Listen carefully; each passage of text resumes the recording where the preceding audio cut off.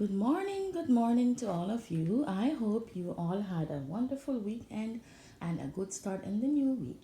Today I'm sharing a makeover video with you, a makeover video of our dining room. And I'm going to do a lot of painting. So here I saw people doing amazing things on YouTube with chalk paint. So I got me some calcium carbonate and I got me black oil paint.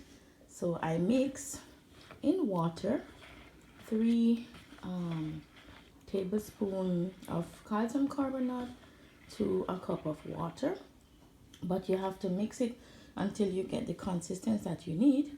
So I am going to do a lot of painting today, so I mix, of course, the three part or 3 times more. So this is our current state of our dining room. I have a lot of things to sew over there, and I'm going to paint that as well. I forgot. And yeah, things that we are doing in our passage.